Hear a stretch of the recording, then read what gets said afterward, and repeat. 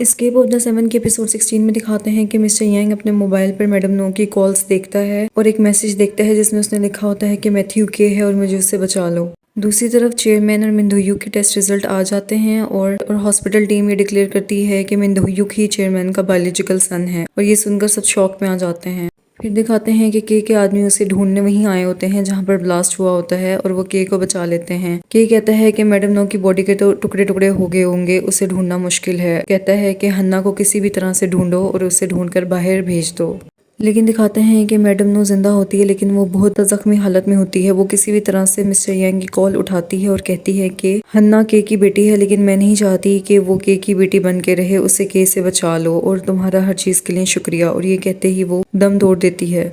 के आदमी हर जगह हन्ना को ढूंढ रहे होते हैं लेकिन हनमोने हन्ना को बचा लेती है और उसे वहां से छुपा कर ले जाती है और जाते हुए उसका जूता कुएं में फेंक देती है ताकि उन्हें ये लगे कि हन्ना मर गई है। और हन्ना को बचाने में मिशेल हनमोनी की मदद करती है। मिस्टर यांग मैडम नो के पास पहुंचता है तो तब तक वो मर चुकी होती है। मिस्टर यांग काफी रोता है और कहता है कि अब मैं के को नहीं छोड़ूंगा, अब मेरी कोई कमजोरी बाकी नहीं रही। इतने में मिस्टर यांग को हनमोने की कॉल आती है और वो उसे बताती है कि हन्ना मेरे साथ है। फिर दिखाते हैं कि मैथ्यू यानी कि चेयरमैन के घर में एंटर हो जाता है। चेयरमैन अपने सेक्रेटरी से हैरान होकर कहता है कि ये मेरे घर में कैसे आया, इसको बाहर निकालो। के चेयरमैन को कहता है कि तुम्हारा सेक्रेटरी ही मेरा सगा बाप है और चेयरमैन पहचान जाता है कि ये मैथ्यू नहीं बल्कि जनसेओक है। फिर वो चेयरमैन को बताते हैं कि मिंदोयुक ही उसका बायोलॉजिकल सन है।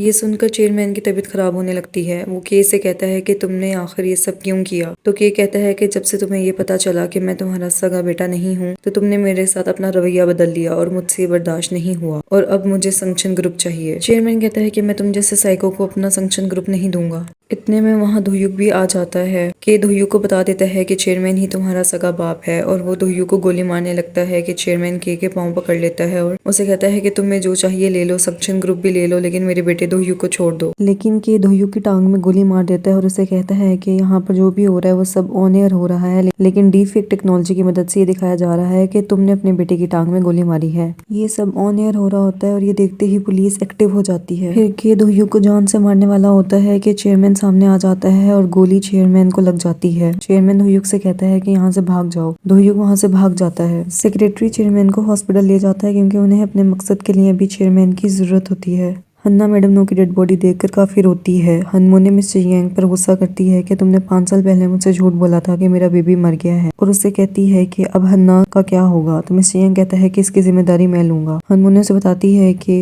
मैंने इस तरह का सीन क्रिएट किया है कि के को लगेगा कि हन्ना मर गई है, अब वो हन्ना के पीछे नहीं आएगा। मिस्टर यांग कहता है कि के तुमने मैडम नो को मार के बहुत बड़ी गलती की है, अब मुझे किसी चीज का खौफ नहीं है और अब मैं ही तुम्हें मारूंगा। के को संक्शन ग्रुप टेक ओवर करने के लिए मिस्टर बैंक का पैसा चाहिए होता है। फिर सीन शिफ्ट होते और दिखाते हैं कि ग्रैंडफादर की एक्स गर्लफ्रेंड और पुलिस कमिश्नर नाम चुलवो को ग्रैंडफादर की रखी हुई सारी दौलत मिल जाती है और वो बहुत ज्यादा खुश होते हैं। वहाँ पर $2 बिलियन से ज्यादा की रकम मौजूद होती है। ग्रैंडफादर की एक्स गर्लफ्रेंड मिस क्यूम यानी दामी की मदर को कॉल करके बताती है कि उसे ग्रैंडफादर की सारी दौलत मिल गई है और मिस क्यूम आगे से के को कॉल करके बता देती है। असल में मिस ग्यूम और के का प्लान होता है कि वो ग्रैंडफादर के एक्स गर्लफ्रेंड और पुलिस कमिश्नर से सारी दौलत ले लेंगे और आपस में डिवाइड कर लेंगे और के उस जगह पर खड़ा इंतजार कर रहा होता है जहां से ग्रैंडफादर के एक्स गर्लफ्रेंड और पुलिस कमिश्नर ने वो सारी दौलत लेकर गुजरना होता है। लेकिन रास्ते में ही ग्रैंडफादर की दौलत से भरा हुआ ट्रक कोई लेकर भाग जाता है और वो और कोई नहीं बल्कि ग्रैंडफादर का वफादार सेक्रेटरी होता है। दोयुक चेयरमैन से मिलने के लिए हॉस्पिटल के बाहर इंतजार कर रहा होता है। वहाँ पर के लोग सख्ती से पहरा दे रहे होते हैं। मिंदोयुक मौका देखकर हॉस्पिटल के अंदर चला जाता है और मिस्टर यांग मिंदोयुक की मदद करता है चेयरमैन से मिलने में। वो कहता है कि मैडम नो को के ने मार दिया है और अब मैं उसका साथ नहीं दूंगा। मिंदोयुक चेयरमैन से मिलता है और उससे संक्शन ग्रुप के सर्वर का पासवर्ड पूछ लेता है और उससे कहता है कि मैं मैथ्यू को सबके सामने एक्सपोज कर दूंगा। दूसरी तरफ ग्रैंडफादर की एक्स गर्लफ्रेंड मिस क्यूम यानी दामी की मदर को काफी बुरा भला कहती है और उससे लड़ती है कि तुमने मिस्टर बैंक की सारी दौलत अकेले ही हड़प कर ली है, तुमने के साथ मिलकर वो सारी दौलत लूट ली है, अब मैं तुम्हें नहीं छोड़ूंगी, मैं पूरी दुनिया को बता दूंगी कि तुमने बंगदामी के साथ क्या किया। तो मिस क्यूम कहती है कि उसने ऐसा कुछ नहीं किया और मिस क्यूम सोच रही होती है कि के ने ये सब किया है क्योंकि मिस क्यूम ने के को बता दिया था